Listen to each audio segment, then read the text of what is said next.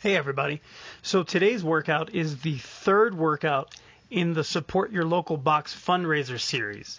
If you haven't yet registered for the Support Your Local Box fundraiser, you can do that by going to games.crossfit.com. I'll put the link below in the description. That's how you get your name up on the leaderboard and you log your score up there. It is free to register. Any donations that you make, there is a donation box there, will go directly to our gym, CrossFit Breckenridge. Just make sure you select CrossFit Breckenridge when it asks you for the CrossFit affiliate.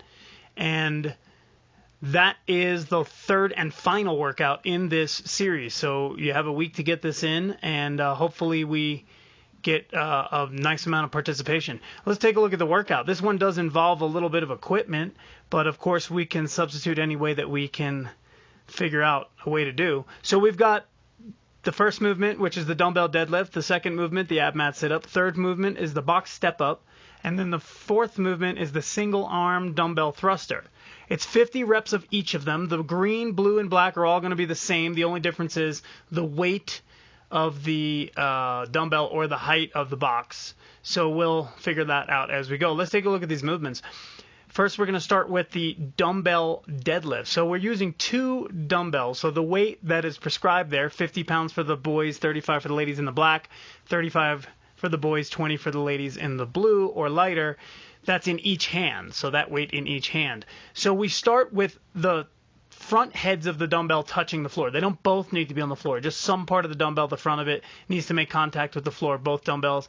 Nice flat straight back, and then you stand up to full extension. So the main key point here is don't round your back, don't drop your shoulders and arch your back, or round your back, I should say. We want to keep a straight flat back in the bottom position and lift with your legs and rise to that full hip and knee extension. This is not intended to be heavy. 50 pounds in each hand for most of the boys, a 35 in each hand for the ladies is not incredibly heavy for a dumbbell deadlift. We're going to do 50 of them. Just make sure you're doing them with good, strong form. We're not rounding them back and we're not bouncing the dumbbells. And we're going to do 50 of those. If you don't have dumbbells, find something that you can hold in each hand that, once again, is not necessarily supposed to be that heavy, but it should be the same weight in each hand, obviously. If you can't find two things, find one thing, keep it in front of you, same position, flat back, and up and down just like we did in the deadlift. The next movement is the ab mat sit up. If you have an ab mat, we put it right behind your butt so it's underneath the lower back. You're going to butterfly your knees so your knees are out, feet are together, bottom of your feet are together. You're going to go back, touch the floor behind your head, and then you're going to reach up and touch the floor in front of your feet. Don't touch your toes, don't touch your heels. Reach all the way up and get the floor in front of your feet. If you don't have an ab mat, we're going to do a sit-up without the ab mat. It's the same exact thing. Touch the floor behind you, touch the floor in front of you. It will not allow you to have that support under your lower back, so obviously it'll be a little bit different. Your feet may come up as you struggle there as you're getting toward the 50th, but that is our sit-up. Okay, the next movement that we're going to do is the box step up. This is pretty straightforward. If you don't have a box, you can use anything that is about that height, whether it's a table, chair, stack some books up, whatever you got, but we're going to stand up on it and make full extension of the knees and hips to finish the movement. So you'll see as I stand up here, my knees are straight, my hips are straight, I'm not leaning over, I'm not closed in the hips or angled in the hips, and I'm standing up tall. Each leg is 1 rep, so it's only 25 reps on each leg. You get this done relatively quickly. That should be the easiest part of this whole workout. And then the next movement will be the single arm dumbbell thruster. So we're taking one dumbbell, the same weight as we had before is what's prescribed, but whatever you have, if you don't have a dumbbell, find something you can hold in one hand. It needs to start with the dumbbell head on your shoulder. Just one of them needs to be there. You can hold it any way you'd like, but it's got to be in contact with the shoulder.